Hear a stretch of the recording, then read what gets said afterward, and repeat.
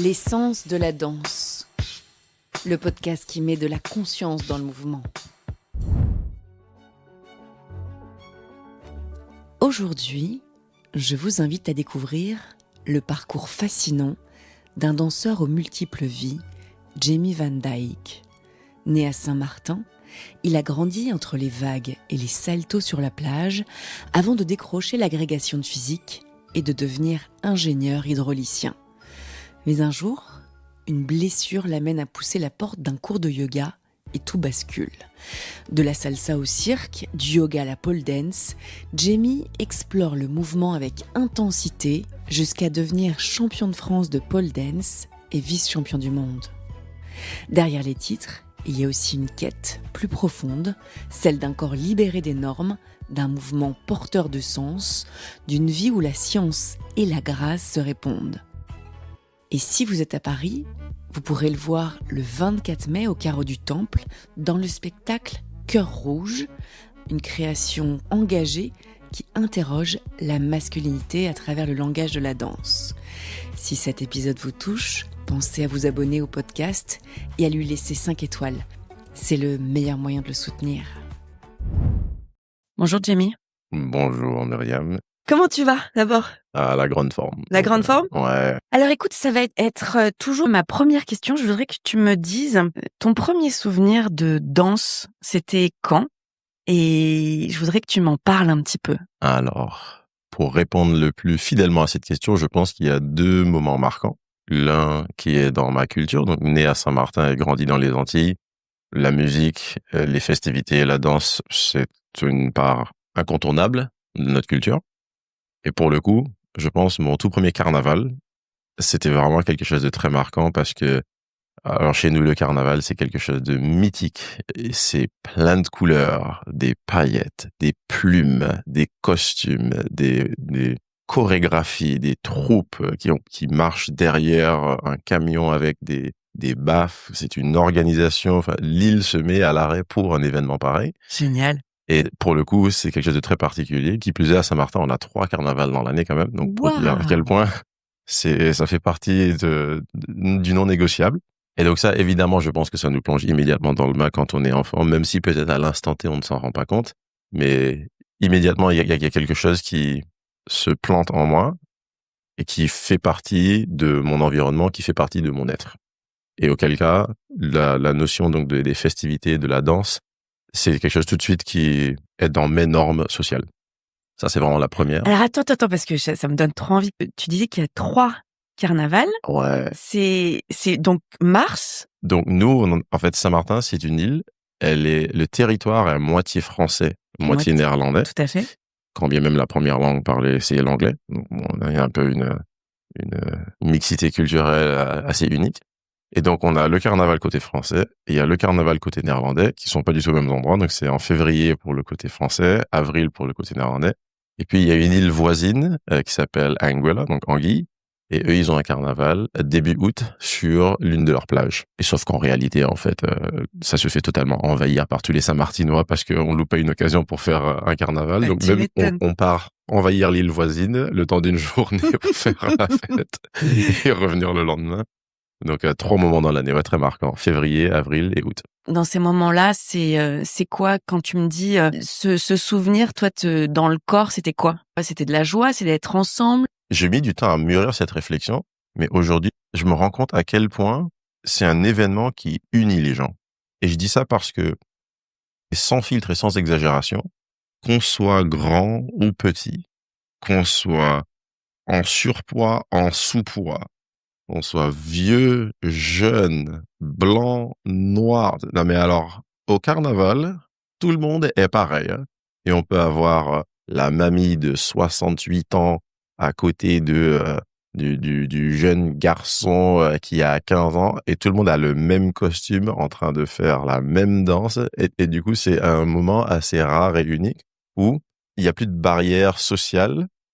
Et ça, pour moi, c'est quelque chose où je ne me rendais pas compte quand j'étais jeune que c'est assez rare parce qu'aujourd'hui, je n'arrive pas à citer beaucoup d'exemples qui, quelle que soit sa taille, son origine, son sexe, en fait, ça réunit beaucoup de gens.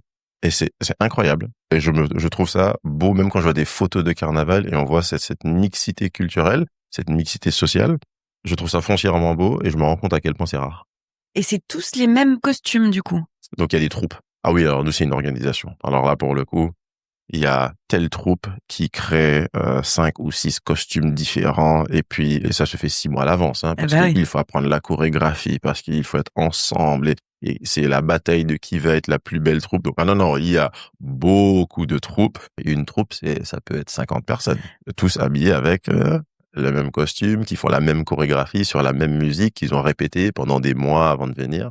Ouais, Rio peut avoir des petits soucis à se faire. Ah non, mais clairement, on prend le carnaval vachement au sérieux. Et je me rappelle, il y a quelques années, c'était 2019-2020, donc j'avais un ami à moi qui est chef d'une troupe. Ou même moi, si je n'y habite pas, il m'a dit, non, mais attends, le carnaval, c'est dans 4 mois. Et là, il faut que je fasse la pub pour mes costumes. Et il m'avait demandé de faire mannequin pour lui, juste pour faire des photoshoots pour toutes ses tenues, avec ses plumes et ses couleurs. Et là, tu te dis, ah oui, en fait, ils sont incroyablement créatifs.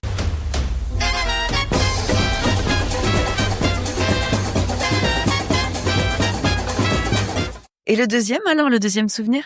Et donc le deuxième souvenir, donc ça c'est un peu une chose qui engraine la notion de la danse, de la musique, de la festivité un peu dans ma culture. Et du collectif aussi? Et du collectif.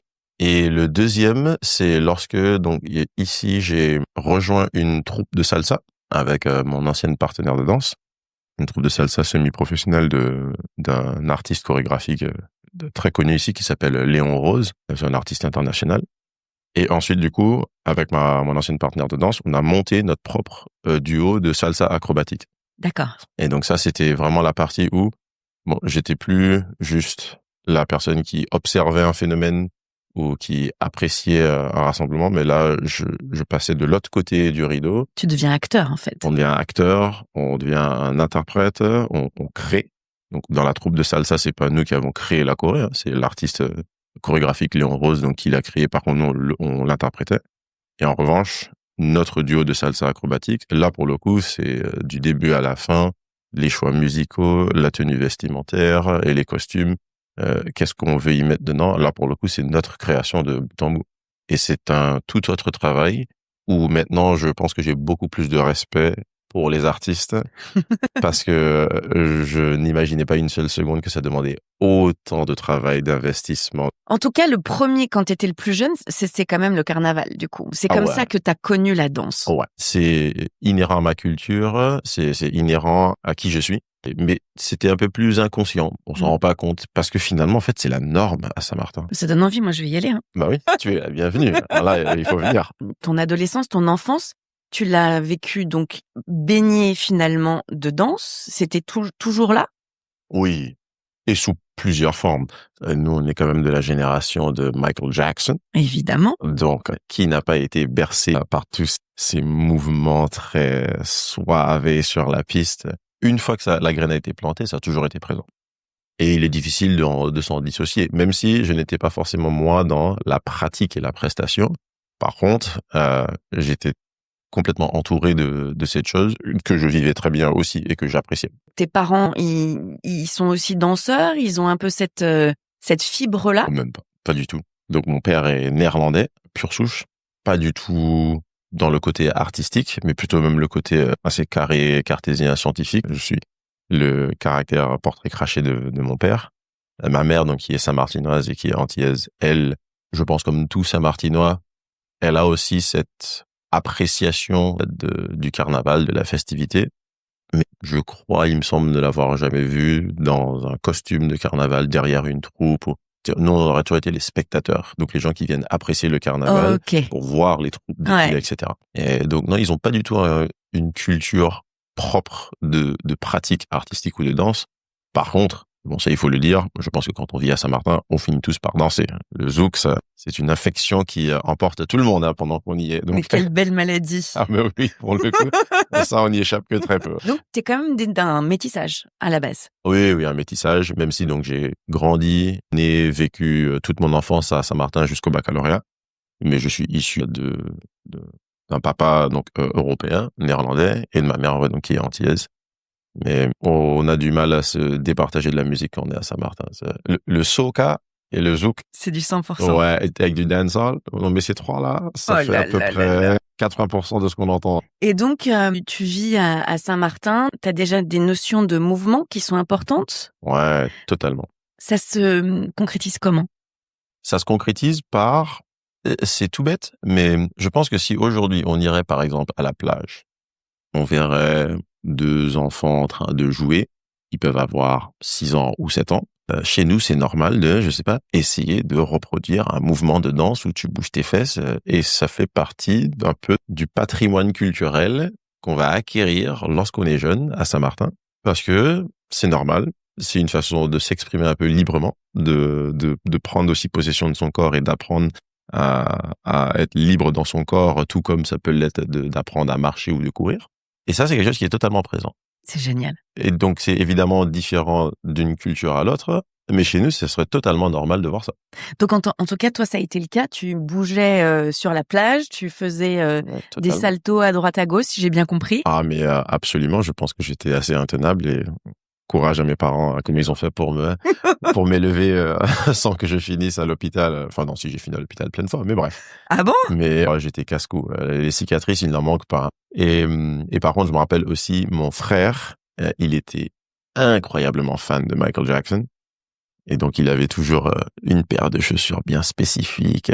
Et quand il y avait des amis qui venaient à la maison, nous, par exemple, c'était, ben, vas-y, attends, on va danser pour eux. Donc, on sort les chaussures et puis on fait ce qu'on a vu à la télé. Et donc, ça, pour nous, c'est un divertissement le temps d'une soirée quand on invite des amis à la maison pour l'apéro. Et les enfants, ils vont sortir les chaussures et puis ils vont venir Spectacle. danser. Spectacle. Le show, quoi. Ah ouais, on peut difficilement s'en départager. En tout cas, j'ai l'impression qu'il y a beaucoup de joie dans ton enfance et en fait, finalement, sur cette île qu'on connaît assez peu, Ah ouais, Saint-Martin, en fait. complètement. Et je pense que ça, c'est le maître mot.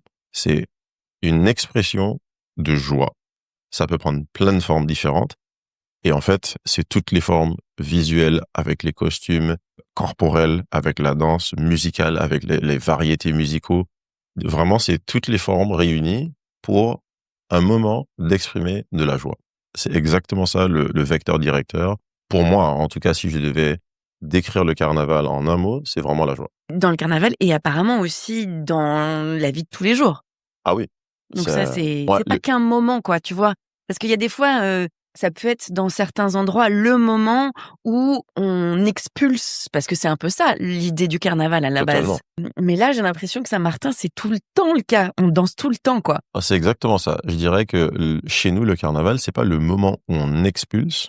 Par contre, c'est le moment où on rassemble tout. Et chacun dans son coin est en train de le faire de toute façon. Et en fait, c'est une grande rencontre.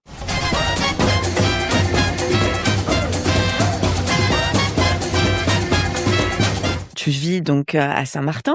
Quelle idée bizarre de partir de cette île. Donc, je pense que je suis très aventurier. Et la réponse, elle est très simple. L'île est très petite. Elle est paradisiaque. Je vous invite vivement tous à aller le voir parce que vraiment, qu'est-ce qu'on veut de plus? Vraiment. Et en fait, moi, j'aime bien le monde en grand. J'aime bien aussi le voyage. Mine de rien, Saint-Martin aussi contribué beaucoup à ça. Par exemple, chez nous, il est normal au quotidien d'entendre 3 ou 4 langues parlées. L'anglais, le français, espagnol, néerlandais, le créole haïtien, juste pour en citer les plus fréquents. Alors, sur un petit territoire, en fait, ça donne l'impression de voyager. Bien sûr. Parce que tu pars au restaurant, on parle français, mais quand on va aller à la poste, on va parler anglais. Et donc, cette grandeur représentée sur un tout petit territoire, je pense que c'est aussi quelque chose que j'aime. Donc, moi, déjà, j'ai quitté Saint-Martin pour pouvoir faire les études, parce qu'on n'a pas d'établissement d'études supérieures. Donc, une fois qu'on a le bac, si on veut entreprendre les études, il faut partir. D'accord. Donc, c'est une particularité qu'on a chez nous. Mais aussi parce que j'avais la curiosité et le besoin d'aller un peu plus à l'aventure, d'aller un peu plus dans le monde en grand, disons ça comme ça. Et je m'y trouve bien, je m'y trouve très bien. Donc Saint-Martin, ça restera toujours dans mon cœur, je rentrerai toujours voir la famille. Ma mère ne tolérerait pas que je ne rentre pas non plus. Donc, tu as encore tes parents là-bas? Ouais, alors, donc j'ai ma famille antillaise qui vit à Saint-Martin et j'ai ma famille néerlandaise qui vit aux Pays-Bas. Et moi, avec mes frères, on est un peu l'entre-deux. Et donc oui, j'ai mon frère qui est en France, mais sensiblement, toute ma famille à Saint-Martin. Donc, tu te dis, OK, je pars pour les études. Ouais. Tu vas où alors en France? Donc je vais à Nantes parce que mon grand frère, donc 5 ans de plus que moi, il vit à Nantes à ce moment-là. Et ça faisait déjà plusieurs années qu'on était séparés. Moi, je voulais juste retrouver mon frère. Donc, j'ai même pas cherché à comprendre. C'était Nantes et nulle part ailleurs. Et qu'est-ce que je suis content parce que je trouve que c'est une ville où il fait bon vivre, surtout quand on est jeune et quand on est jeune étudiant. Que c'est là-bas que tu commences un peu ton parcours scientifique. C'est ça. Donc, moi, j'ai fait une première année classe préparatoire. Je suis ensuite allé à la fac. J'ai fait la fac de sciences à Nantes, dont une année que j'ai fait en Erasmus à l'étranger en Italie. Ok. Je pense l'une des meilleures années de toute ma vie. Ouais. Extraordinaire. C'était où en Italie? À Bologne, la capitale gastronomique. La bouffe. Qu'est-ce qu'on mange bien, c'est incroyable.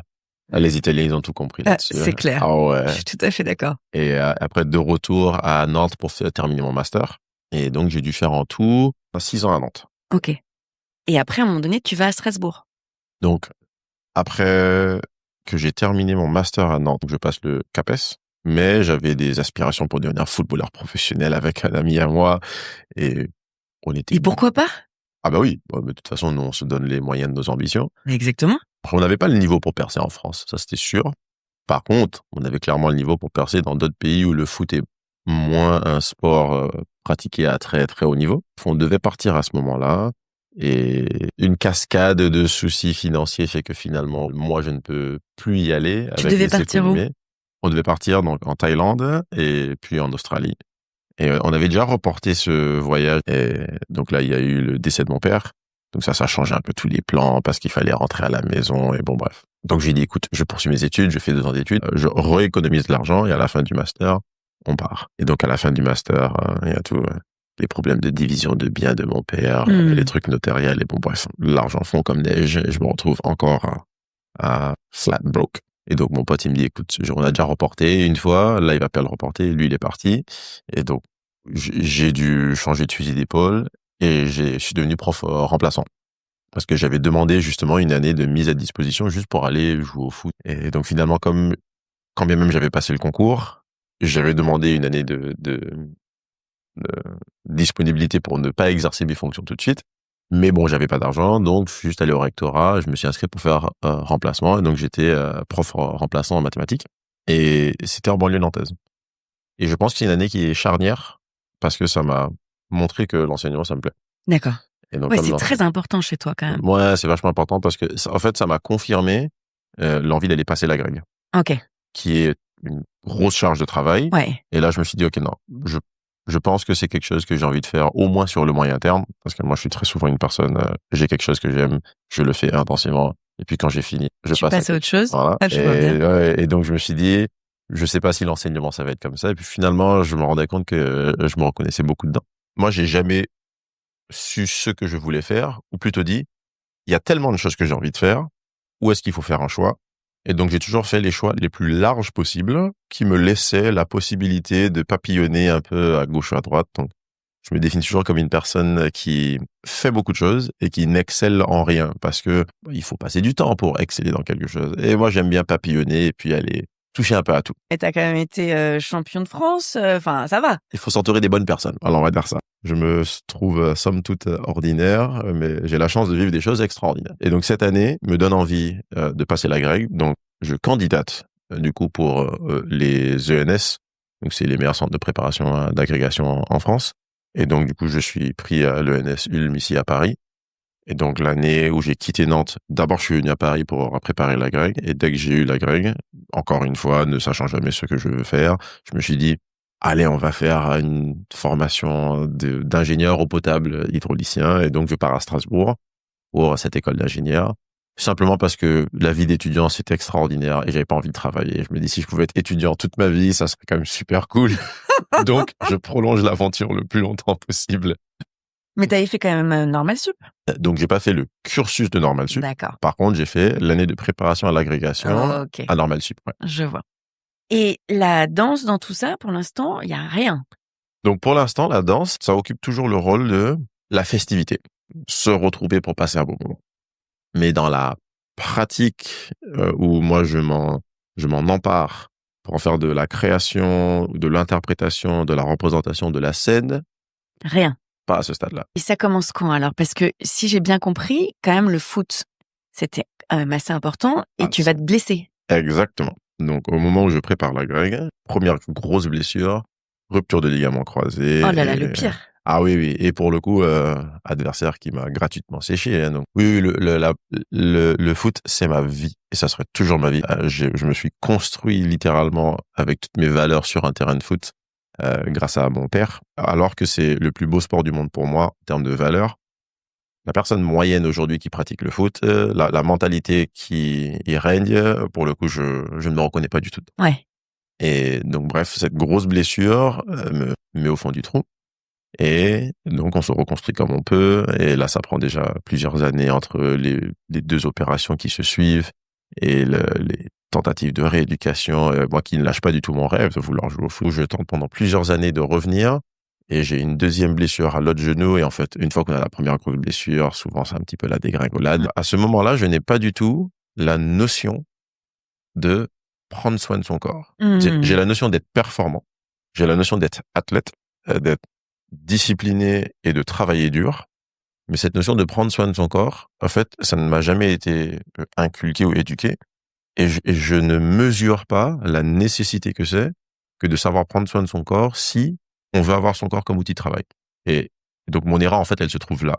Et là où la première bascule, elle se fait, c'est à force d'avoir perdu de la mobilité dans mes genoux et d'être désireux de reprendre le foot, je fais tout ce qui est en ma possession pour retrouver mes capacités physiques et notamment, déjà, juste fléchir le genou et m'accroupir.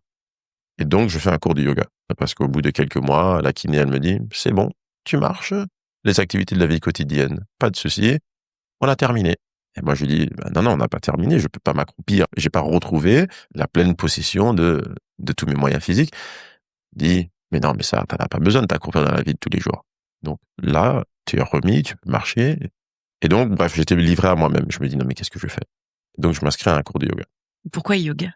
Parce que je me suis dit, au moins, ça va travailler la souplesse. Ok. Et je suis parti avec l'idée en tête. J'ai dit, bon, ça va me faire chier. Moi, j'ai besoin d'un terrain de foot, hein, parce que je peux pas rester en place. Donc, rester sur un tapis pendant 2 heures, ça va Ouais, être t'as dur. besoin de te défouler, quoi. Oui, et je dis, bon, on va respirer, on va machin. Mais je dis, tu le fais pour ton bien. Tu fais ça 2-3 mois et ça va le faire. Et je ne me suis jamais autant trompé de toute ma vie.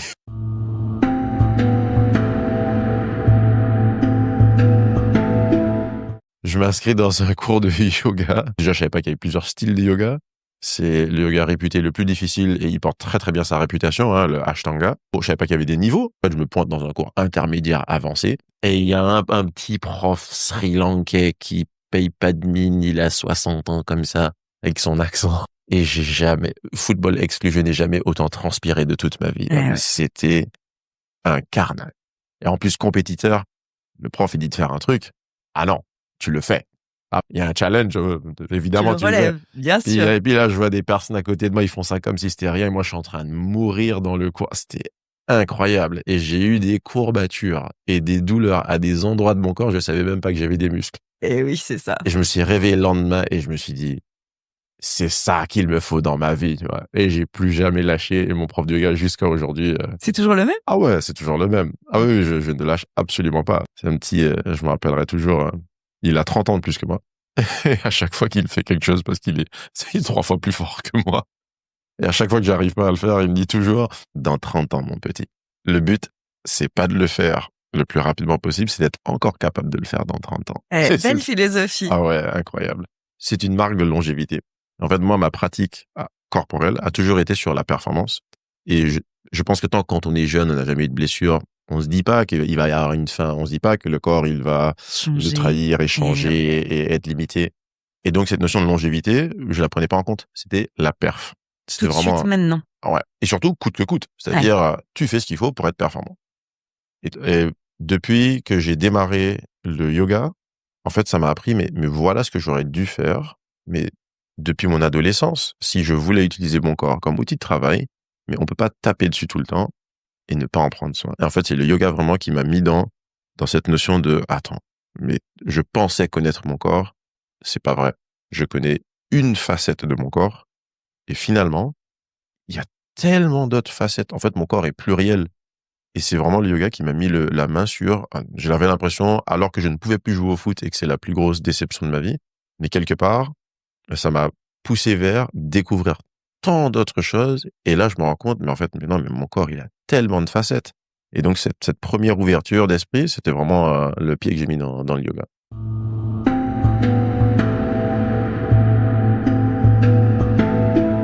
Et après, tu fais de la salsa. Alors, c'est de bouche à oreille, une amie qui me dit: «Ah tiens, viens, on va essayer de la salsa». J'avais un ami qui s'était mis du coup à la danse où on avait commencé la kizomba ensemble.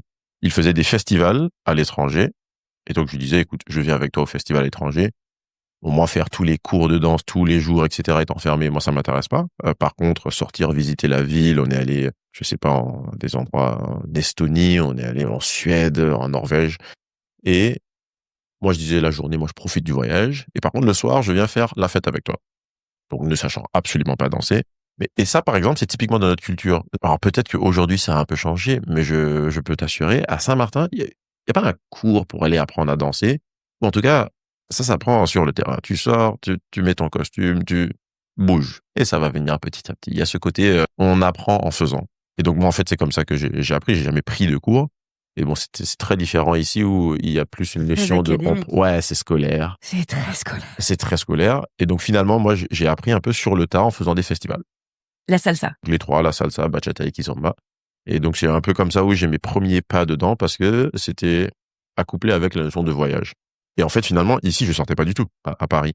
Et je rencontre une personne qui me dit: «Ah tiens, il y a un super endroit pour faire des soirées salsa». Bon allez, je me joins. Et la personne qui donnait le cours là-bas, donc c'était Léon Rose. Donc c'est une petite péniche ici qui s'appelle Agua. Et il donnait le cours. Et il se trouve que on a eu les atomes crochus juste parce que Léon Rose, en fait, il est anglais.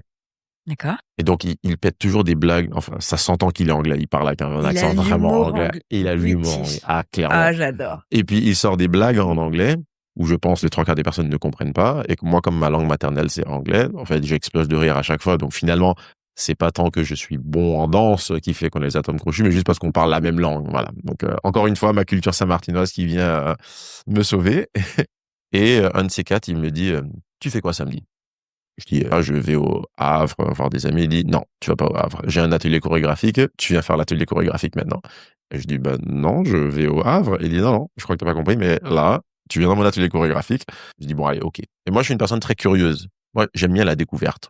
Tu me proposes un truc, avec plaisir. La seule façon de savoir, c'est d'essayer. Donc je fais son atelier chorégraphique et le but, c'est on prépare quelque chose samedi. Dimanche soir, t'es sur scène, tu passes sur scène. Génial. 3 heures. Et donc très bien, bon, sauf que moi, le dimanche soir, je suis au Havre. Je fais son atelier chorégraphique et il me dit: «OK, qui veut passer sur scène?» Donc moi, je dis: «Bon, ben, du coup, je suis pas là». Il m'a dit: «Jamie, tu es sur scène demain soir». Je dis: «Non, mais je crois que t'as pas compris. Je suis au Havre». Il dit: «Non, mais maintenant, tu vas changer ton billet, tu vas rentrer plus tôt et tu es sur scène avec nous. Donc toi, mets-toi à gauche». Et je me suis dit: «Mais il a un problème». Et je me suis dit: «Allez, vas-y, j'appelle mes potes, je change le billet, je rentre plus tôt». Et en fait, dans cet atelier chorégraphique, il y a ma future partenaire de danse qui a fait cet atelier chorégraphique aussi avec lui. On fait la scène le dimanche soir. Et donc, c'est ma première fois à représenter un truc sur scène. Et à la fin, pendant la soirée, il vient nous voir, donc moi et ma partenaire de danse, elle s'appelle Julie. Et il dit: «Je monte une troupe de salsa semi-professionnelle. Vous êtes Vous y dedans». êtes. Voilà. Ah ouais, t'as pas le choix. Ah non, mais ce mec, J'adore. il est extraordinaire.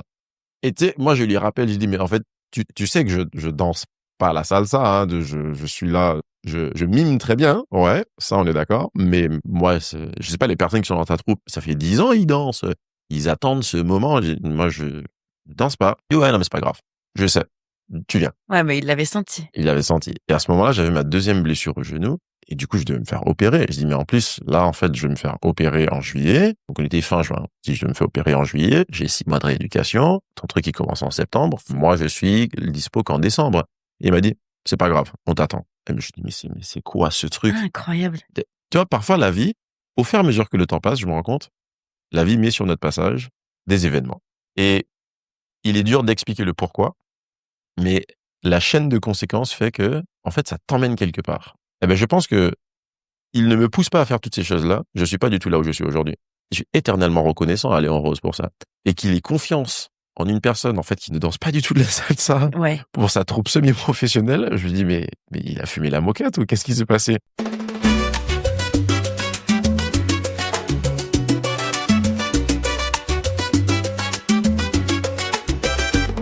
Il travaille pendant plusieurs mois. Moi, de temps en temps, je passe juste pour voir un peu les répètes. Et donc, à ce moment-là, ma partenaire de danse est amputée d'un partenaire. Mais bon, il meuble et il dit, ouais, dans quelques mois, il y a un type qui va venir. En plus, du coup, tout le monde qui était dans la troupe, le monde de la salsa n'est pas très grand. Tout le monde se connaît. Et donc, tout le monde lui demande, attends, c'est qui ce type-là qui va arriver dans 3 mois qu'on attend? Bien, on l'a jamais vu en soirée, lui. C'est qui ce mec? Il sait danser, lui? Ou non, mais, tu vois, c'est tellement bizarre, mes débuts dans cette troupe. Et en fait, ils m'ont accueilli mais comme des frères et des sœurs. Enfin, c'était super l'accueil qu'ils m'ont réservé. Et moi, je me suis dit, écoute, j'ai l'occasion de faire quelque chose que j'avais jamais fait avant. Et moi, quand quelqu'un me donne une confiance, je veux le rendre. Et pour le coup, personne ne travaille plus que moi. Donc là, moi, je travaille comme un acharné. Et c'est là où je prends la mesure du travail que ça représente d'être artiste. Ah ouais, c'est beaucoup, beaucoup de travail. Et j'ai énormément de respect pour les artistes parce que quand on voit 3 minutes, en fait, on se rend pas compte du nombre d'heures qu'il y a derrière.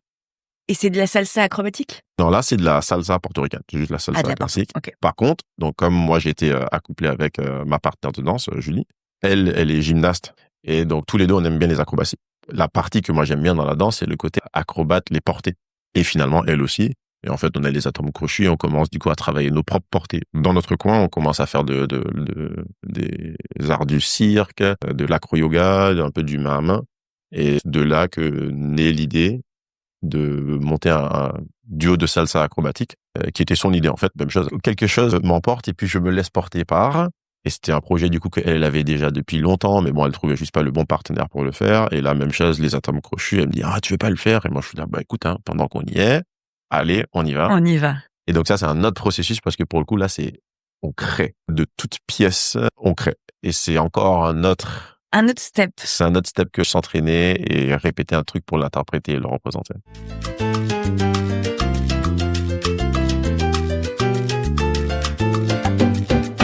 Qu'est-ce que ça t'apporte du coup la salsa, que ce soit physiquement ou mentalement? Alors, j'ai pas forcément une affiliation avec une danse particulière. La salsa, c'est juste, il se trouve, Léon Rose est prof et chorégraphe international de salsa. Ça aurait pu être autre chose. Par contre, ce que j'aime beaucoup, c'est le jeu à deux. Ça, j'aime beaucoup. C'est-à-dire, si moi, je devais faire de la danse tout seul, ça a évidemment son charme. Et c'est une autre chose que l'alchimie avec une personne. Et donc, à travers, que ce soit la salsa, la bachata ou la kizomba, cette notion de la connexion entre deux partenaires, je me rends compte à quel point c'est tellement variable d'une personne à l'autre. Et c'est aussi un vrai plaisir et agréable quand on a une personne avec qui le feeling y passe. Ça donne vraiment je peux comprendre que les personnes tombent complètement addictes de ça et deviennent des salseros toute leur vie ou des bachateros toute leur vie et des kizomberos toute leur vie. Je comprends parce que c'est vraiment une sensation assez difficile à reproduire. Et donc ça, c'est un peu mes premiers pas où je me rends compte de qu'est-ce que ça fait quand on a entre les mains une personne avec qui il y a un truc qui dépasse les mots, mais en fait, on le sent tout de suite. Et ça, c'est quelque chose qui nourrit ma curiosité et où je me dis maintenant, c'est quelque chose que j'ai envie de faire, sachant que moi, j'ai plutôt, on va dire, un côté très acrobatique que j'aime bien, tête à l'envers et donc je sais que les portées, pour le coup, c'est le truc qui me met un peu la poudre aux yeux. Et donc, c'est peut-être aussi ce qui va te plaire dans la pole dance. Ah ouais. Mais alors, ce qui est sûr, c'est moi, alors les trucs acrobatiques. Si moi, je n'étais pas footballeur, je pense que j'aurais fait de la gymnastique. D'ailleurs, je pense que j'aurais pu faire les deux quand j'étais petit, mais bon. Des écoles de cirque à Saint-Martin, il y a pas, ou en tout cas, il y en avait pas, hein, il y a 30 ans.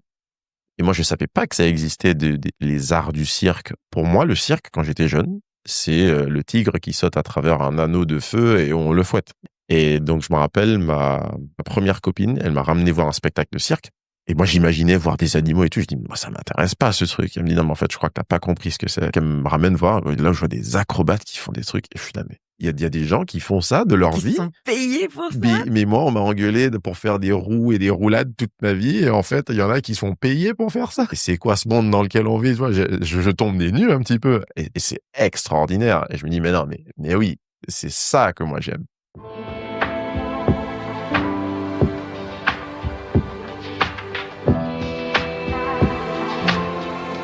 Donc la personne en fait qui me met les 2 pieds dans le plat, c'est Julie. C'est ma partenaire de danse donc que je rencontre dans cette troupe de salsa.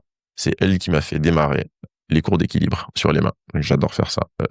Ensemble du coup, on a travaillé tout ce qui était portée acrobatique, les duos, le main à main, tout ce qui est Donc la danse, moi évidemment, c'est avec elle qu'en fait je fais mes grands pas, on va dire, dans la salsa. Et c'est elle qui m'offre, parce qu'elle savait très bien, en plus j'en parlais ou elle voyait que j'aimais ça, qui m'offre mon premier cours de pole dance pour mon anniversaire. Et elle me dit, OK, T'as quel âge? donc c'était en 2019, donc j'ai 30 ans. Ok. J'ai 30 ans, exactement. Que je ne sais pas où je vais. Elle me dit juste, tu prépares la tenue, le ci, le ça. Et là, on arrive.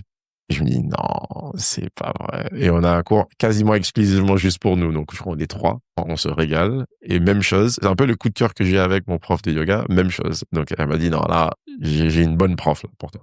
Et le coup de cœur avec ma prof de pole, qui jusqu'à aujourd'hui, je lui suis jusqu'à aujourd'hui et je la quitterai jamais. Donc, ce qui m'a mis les deux pieds dans les arts du cirque, dans le monde des arts du cirque, clairement, ouais, c'était Julie. Et je en serai toujours éternellement reconnaissant pour ça parce que c'est le tremplin et la pierre angulaire sur lequel reposent les activités que je fais aujourd'hui. Et si j'en suis là où j'en suis aujourd'hui, ouais, c'est un moment extrêmement phare, tout comme Léon Rose. Toi, c'est des gens qui ont cru en moi, qui m'ont demandé, exigé des choses de moi que je ne voyais même pas en moi-même. Et moi, quand ça arrive, je me dis, écoute les gens. Écoute, tu penses pas que tu peux le faire, c'est pas grave. Eux, ils savent, ils ont vu, et s'ils te le demandent, non, c'est que t'en es capable. Et tu dis que c'est des arts du cirque, mais pour moi, c'est de la danse, la pole dance. Alors, pour le coup, je pense que c'est un très bon entre-deux. Vraiment. Parce que, donc, maintenant, de plus en plus, ça prend un peu plus de place et d'existence dans le monde du cirque, ce qui peut-être n'était pas le cas il y a 20 ou 30 ans. Et en même temps, en fait, il y a un côté extrêmement artistique, musical et représenté. Et je trouve, en fait, ça marie très bien les deux. D'ailleurs, les compètes de pole dance, il faut faire les deux. Hein. Il y a une part artistique non négligeable et même, d'ailleurs, très gracieusement récompensée, tout autant que la partie pratique sur la pole, que je dirais la partie acrobate. Donc oui, c'est un super entre-deux. Et je pense que ça me ressemble beaucoup. Pourquoi? Parce que j'aime pas faire des choix, ou plutôt, j'aime faire les choix les plus larges, qui me permettent de faire toujours un peu de tout.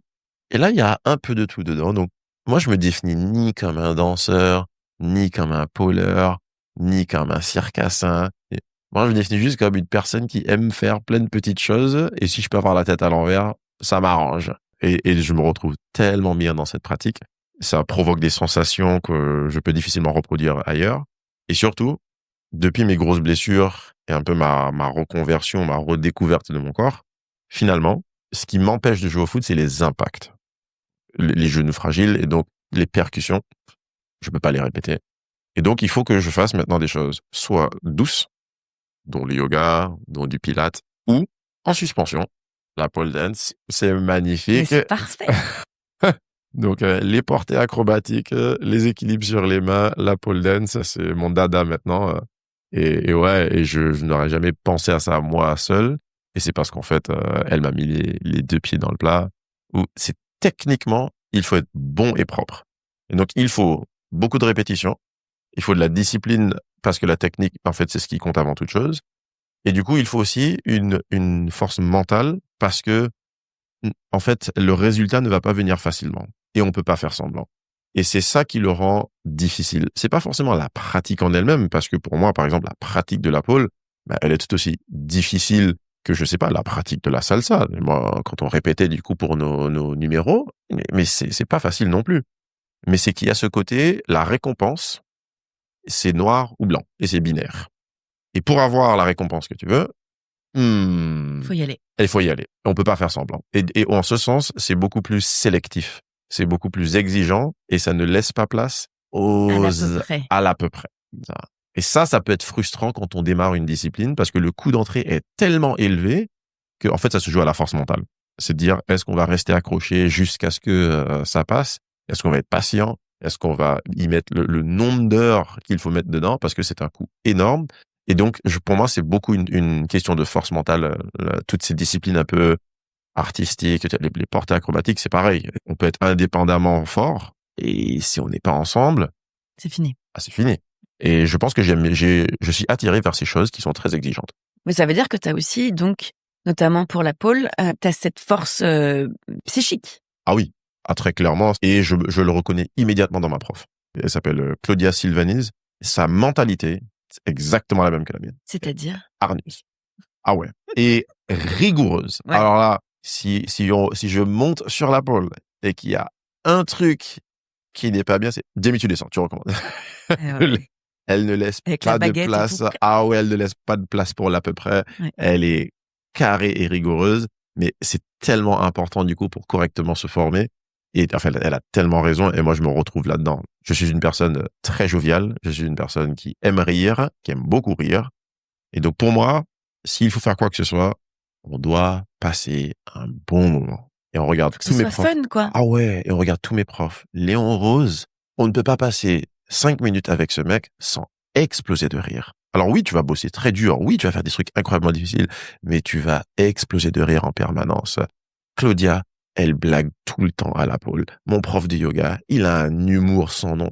Et donc pour moi, ça doit toujours rester. C'est marrant, je m'en rends même pas compte, mais maintenant en racontant toute cette histoire, mais il y a la joie. Qui revient du carnaval, Mais il du y a la début. joie. Ben ouais. Ça doit être marrant.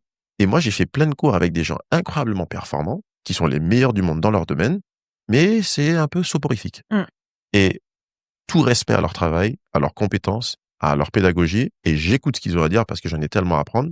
Mais là où je veux me retrouver, moi, dans une pratique régulière, hebdomadaire, où je veux évoluer, en fait, j'ai besoin de ce côté, un enfant qui veut juste enfiler ses chaussures et aller sur le terrain et jouer, avoir la joie. Et en fait, mes profs, ils ont ce côté très exigeant dont j'ai besoin, que j'adore parce que j'aime bien ces choses qui me demandent d'aller au bout de mes limites et d'être performant. Et en même temps, qui apportent ce côté, mais en fait, on prend son pied, on La s'amuse. vie, elle est trop courte pour s'embêter.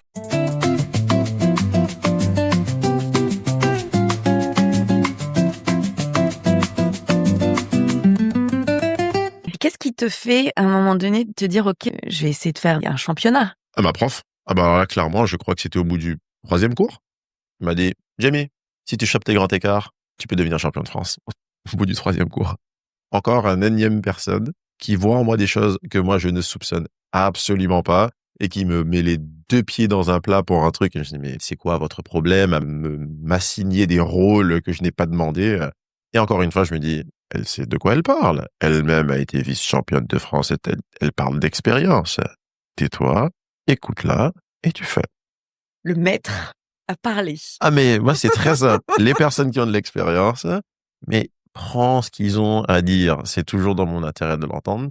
Et on en arrive, là dans l'histoire, on en est à la 4e personne. Donc, mon prof de yoga qui me dit fais des cours de yoga. Léon Rose qui me dit rentre dans la troupe de salsa. Julie qui me dit on monte un numéro de salsa acrobatique, on fait des duos de portée. Claudia qui me dit tu peux devenir champion de France. Et moi je suis là, ok, pourquoi pas. Et donc, du coup, elle te prépare comme ça? Pendant combien de temps? J'ai commencé la pole. Alors, j'avais fait un cours, c'était découverte pour mon anniversaire. Et c'est le confinement qui me lance sur la pole parce que on ne fait plus rien. Ouais. Le premier confinement, je pense que tout le monde s'arrache un peu les cheveux. Et au 2e confinement, je me dis, non, attends, là, je peux pas. Et alors que j'avais fait 2 cours de pole, j'ai décidé, j'achète une barre de pole, je la mets chez moi. Je pensais pas que j'avais la place. Et là, j'ai décidé, ben, on va prendre le lit, le plaquer contre le mur, on va tout bouger. C'est parce que ma prof faisait des cours en ligne. Et je pense qu'elle nous a tous sauvés chez ses élèves. Et comme sa discipline et sa rigueur étaient tellement claires, je me suis dit, mais en fait, je sais que quand elle va dire quelque chose, je vais immédiatement le comprendre. Je me sens en sécurité. Ouais. Voilà. Et j'avais parfaitement raison. Et donc, en fait, mes débuts de pôle, officiellement, où je me dis, bon, je le mets maintenant dans une pratique régulière, c'était 2021. Et pendant 4-5 mois, en fait, on a les cours en ligne. Parce que pas encore le droit de se rassembler, etc.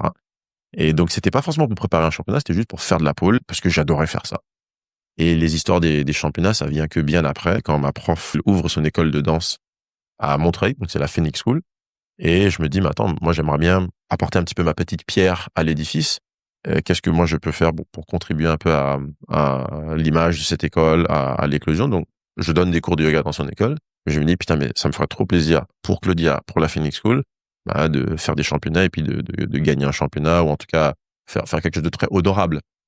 Et donc, ça a pris naissance au moment où elle a ouvert l'école et c'était il y a 2 ans et demi.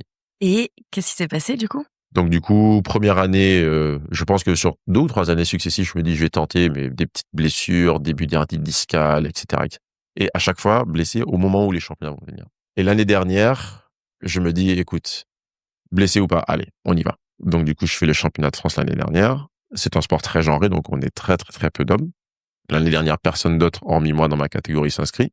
Et ça me donne droit, donc, d'aller, évidemment, donc, qualifier pour les championnats du monde. Et donc, il y avait les championnats du monde en Italie, en décembre. Et c'est là où, du coup, je deviens vice-champion du monde. On était 5 dans ma catégorie. Et Que 5 hommes, c'est ça? ouais, que 5 hommes dans ma catégorie. C'est très genré, la discipline. Mais déjà, qu'il y ait 5 concurrents, c'est génial. Et donc là, j'ai répété l'expérience cette année, et où j'étais au championnat. C'était il y a 2 semaines, les championnats de France de pôle 2025. Et trop content, il y avait du monde. C'est-à-dire, on était au moins 3 dans ma catégorie, 3 hommes. Et du coup, là, je l'ai regagné cette année, avec à la clé, du coup, le droit de faire les championnats d'Europe et les championnats du monde encore cette année. Donc, championnat d'Europe, je suis pris parce que je représente le spectacle avec la compagnie Carna. On est pris sur une autre date. Mais les championnats du monde, j'espère être disponible.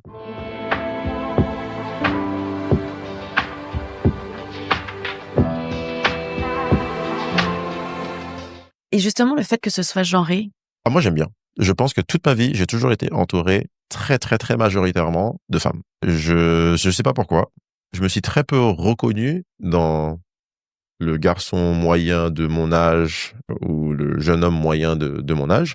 Et par contre, je me suis toujours reconnu, du coup, chez les filles, chez les femmes. Et donc, moi, 90% des personnes que j'ai dans mon entourage ou à qui je parle, en fait, sont des femmes.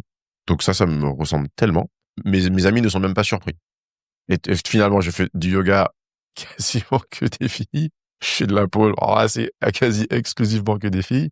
Je me suis mis là dans le massage thaï, donc massage thérapeute. On fait une formation de massage, que des nanas. Okay. Donc je sais pas, j'ai toujours été entouré de filles, de femmes, et c'est un peu l'univers dans lequel j'évolue ou dans lequel je me retrouve.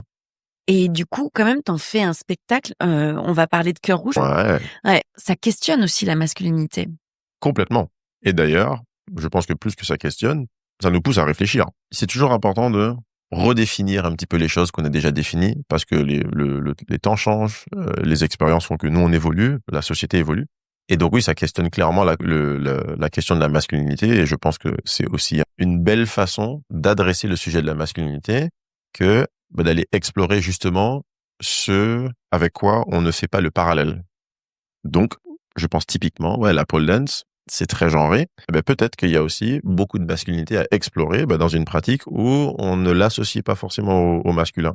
Parce que ça donne forcément place à découverte, vu que c'est quelque chose qui est très peu exploré. Comment c'est né ce spectacle? Et donc, encore une fois, je sais pas, je fais un stage de grand écart. Le grand écart? Ouais, pour travailler les grands écarts. Parce que Claudia m'a dit, mais si tu chopes tes grands écarts, tu deviens champion de France. Alors, on Moi, y va. j'écoute, je fais un stage de grand écart. Je pose pas trop de questions. Je suis très primitif comme homme. On me donne une instruction, moi je le fais, je pose pas trop de questions. À la fin de ce stage de grand écart qui dure 2 semaines, une femme encore, je suis vachement entouré de femmes fortes et qui sont des pierres angulaires dans ma vie, et qui me dit, post-confinement, tout ça, moi je veux faire une reconversion professionnelle, j'ai l'espace pour organiser des événements sportifs en Bretagne, à Parthenay, mais il n'y a pas la compétence. Je veux que ce soit toi. Toi, viens donner des stages de pôle, viens donner des stages d'équilibre, viens donner des stages de yoga. Encore une fois, moi, je suis là, non, mais... Qu'est-ce qu'ils me veulent, les gars? Elle me dit ça dans les 5 dernières minutes des 2 semaines. Hein. On s'est pas du tout parlé. On se voit le dernier jour. Elle prend mon numéro. Moi, je suis toujours curieux. Je donne mon numéro. 2 jours plus tard, elle m'écrit. Alors, du coup, les week-ends disponibles pour faire un stage, c'est le 25 mai. Elle m'envoie un planning complet. Tu vois, c'est du très sérieux. Oui, donc on fait un stage, on leur fait payer combien pour venir et tout. Je dis, attends. Je viens. Je rencontre le groupe de filles, on va juste pratiquer, passer un bon week-end. Si le courant y passe, si on sent qu'il y a les atomes crochus, ok, on va envisager. Et donc, je fais le premier week-end, ça se passe super bien. Et là, tout le monde dit, ah non, on voudrait que tu reviennes, que tu organises des stages et tout. Et donc, pendant tout cet été, en fait, j'organise 4, 5, 6 week-ends où je pars sur Parthenay, donc elle s'appelle Angie, et où on organise ça chez elle parce qu'elle a une très belle maison avec l'espace où on peut installer des pôles. Elle a énorme satisfaction. Et pendant l'un des week-ends où je vais, en fait, il y a un festival à Parthenay. Donc, elle me dit, c'est trop cool, je connais du coup l'organisateur du festival, et nous, on peut faire notre cours de pôle, et plutôt que de le faire chez nous, on va le faire dans le local, sur le festival de Parthenay. Elle dit comme ça, écoute, peut-être que ça nous donne un peu plus d'espace, et nous, on peut participer au festival et tout, enfin, au moins en spectateur. Et donc, moi, je viens, je fais exactement ce que j'ai fait sur les autres stages. Je rentre chez moi. Quelques mois plus tard, j'ai un coup de fil venu d'une personne qui me dit, oui, donc du coup, je t'ai vu donner un cours de pôle pendant le festival de Parthenay. C'est moi l'organisateur. Et donc, je veux monter un numéro de pôle, de spectacle de pôle, un trio de pôle, que des hommes. Et je veux que ce soit toi dedans.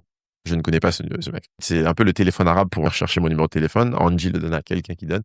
Et donc, je reçois cet appel du directeur de la compagnie Carna, Alexandre. Et il m'appelle pour me dire, envoie-moi des vidéos de toi en train de faire de la pole. Moi, j'envoie. Il me dit, OK, je veux que ce soit toi. Mais En même temps, t'es le champion de France, c'est un peu logique, non? ça, c'était avant. Ah, Ah ouais, d'accord. parce que ça, c'était donc, on parle début 2023. C'est janvier 2023. Ah oui, t'avais pas encore fait... J'avais pas encore fait de championnat. Donc, Ouais. vraiment, pour le coup, je n'ai rien sur mon CV. Il m'a vu dans une salle en train de gigoter une jambe et puis de faire de la pole avec quelques gens. Et il voit 2-3 vidéos, il me dit: «Non, je veux que ce soit toi». Je dis: «OK, bon». Et il dit: «Il faut 2 autres personnes». Il a déjà la première personne et donc il va trouver la troisième. Et on fait nos semaines de création, courant 2023. Et la première représentation du spectacle Les Cœurs Rouges, c'est en janvier 2024. Et donc on avait cette année pour créer ensemble. Et encore une fois, je sais pas, Andy me jette dans le grand bain et Alexandre il me jette dans le grand bain. Les 2 autres personnes avec qui on fait ça, ce sont des intermittents du spectacle, c'est leur métier, ils font ça à temps plein. Et moi, je suis là en loisir, en train de faire ça. Je me dis, mais Qu'est-ce que je fous là? Mais OK. mais une personne d'expérience me l'a Voilà. dit, tu te tais, tu dis oui, dis ouais, mais et du coup, qu'est-ce que ça va faire si jamais? Et moi, je dis toujours, je traverserai ce pont quand j'y arrive. Pour l'instant, on m'a proposé ça, je dis oui. Et encore une fois, c'est toujours la même chose. Moi, quand on me donne la confiance pour quelque chose, je veux le rendre. Alors là, personne ne travaillera plus que moi. Vraiment pour le coup, parce que je trouve que c'est une chance incommensurable que j'ai. Et la moindre des choses, c'est de le rendre.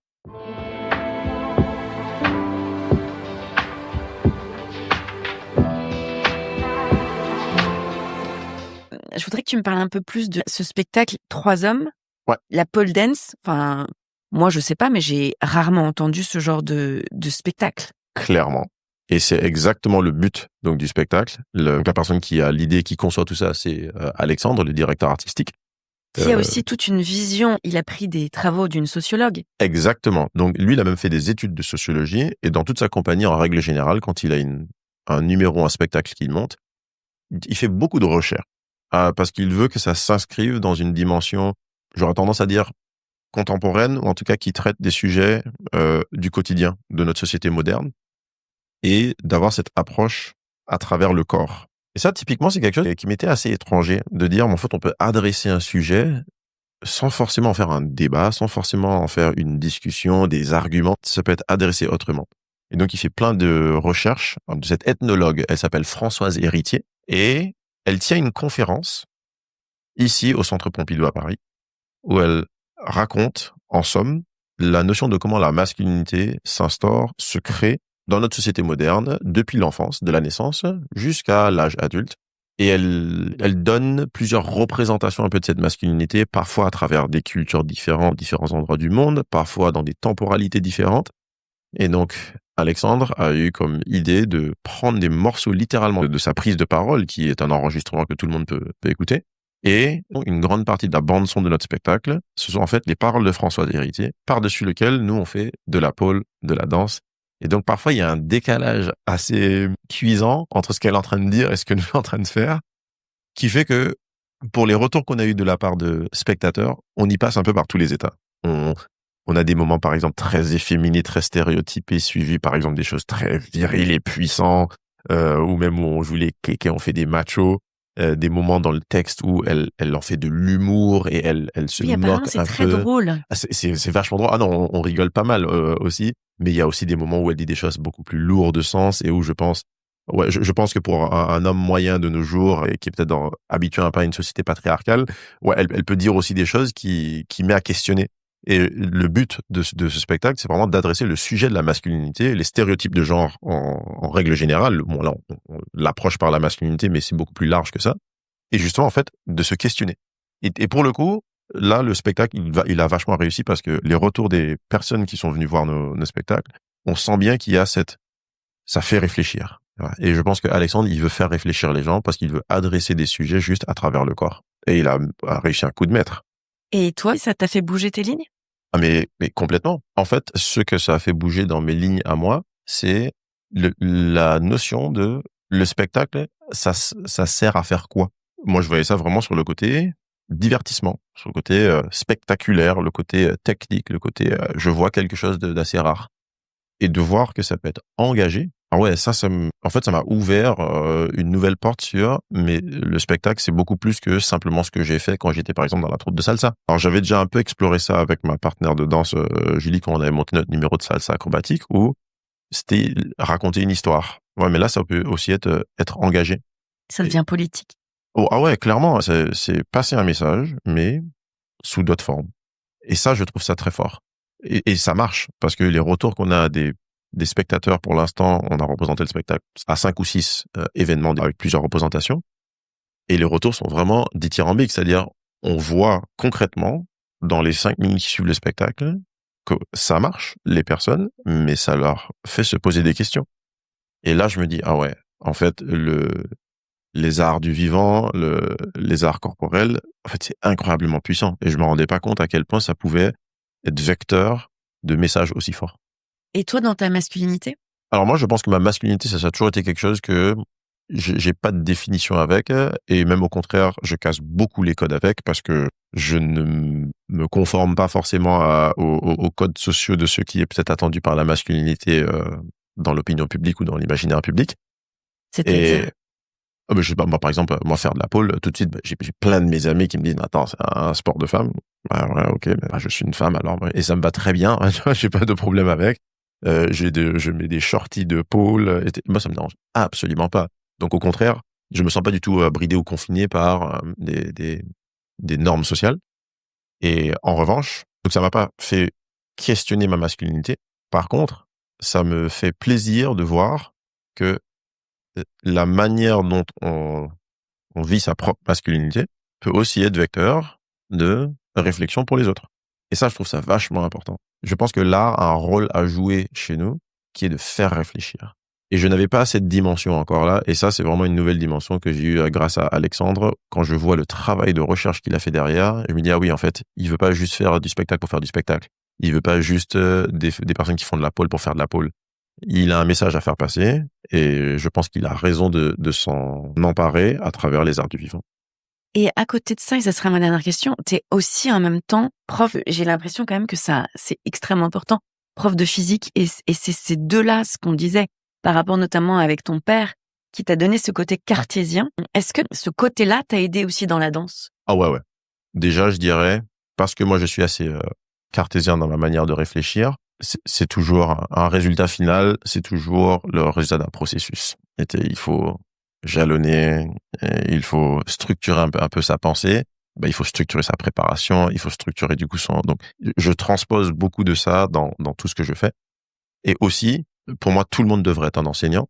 Et je parle pas d'avoir un feutre, tableau. Pour moi, être un enseignant, c'est j'ai quelque chose que je connais ou que je maîtrise, et peut-être que toi non, et c'est de le partager avec toi. C'est ça, être un enseignant. C'est partager ce qu'on sait avec les autres, parce que en réalité, les autres aussi savent plein de choses que nous on ne sait pas. En fait, c'est dans notre intérêt tous de se le partager. Et moi, ce côté être ouvert et partagé, c'est quelque chose, moi, que je reconnais beaucoup, parce que j'aime être des deux côtés du rôle. J'adore donner ce que j'ai à donner à tous ceux qui sont autour de moi, que ce soit dans mes cours de yoga, les cours de physique, que ce soit dans les pratiques de pole dance. Mais j'aime aussi être le rôle de personne qui écoute grâce à mes multiples profs et les gens qui voient et croient en moi et voient des choses que je ne vois pas, et où je me dis, mais attends, ils veulent me partager quelque chose, mais sois à l'écoute. Et ce rôle, je pense, ça me marque beaucoup, cette question d'être prof. Mais moi, je mets ça dans un cadre beaucoup plus large. Et pour moi, je dis, mais tout le monde devrait être un prof, parce que on y gagne tous à partager les uns les autres, à écouter et à partager. Merci beaucoup. Les cœurs rouges. Et donc, c'est effectivement, ça sera gratuit. Ouais. Donc, il y a à 15h et à 17h le 24 mai. Exactement. Donc, entrée libre et gratuite. La halle principale des Carreaux du Temple. Au Carreau du Temple. On y sera. Jamie Van Dyke est entré en mouvement pour mieux habiter son corps, pour se retrouver et évoluer dans un espace où l'on peut être à la fois scientifique et artiste, champion et vulnérable, ancré et en suspension. Avec la danse, il a transformé ses blessures en puissance, et chaque discipline explorée est devenue un langage. Le yoga pour écouter, la pole dance pour s'élever, le cirque pour oser le vertige et la scène pour raconter autrement. De ce parcours, j'ai envie de retenir plusieurs choses. Que l'on peut danser avec la gravité sans jamais s'y soumettre, que la liberté ne se décrète pas, elle se cultive pas à pas, et que la grâce naît souvent là où on ne l'attend pas. Ce récit m'a touchée par la rigueur de Jamie, son âme d'enfant, curieux, et son engagement à transmettre. Et vous, qu'est-ce que vous retenez de ce parcours ? N'hésitez pas à me le partager. Et si vous avez aimé cet épisode, pensez à vous abonner au podcast L'essence de la danse et à laisser un avis 5 étoiles. C'est ce geste-là qui permet à ces récits de circuler. Je vous dis à dimanche prochain pour une nouvelle traversée en mouvement.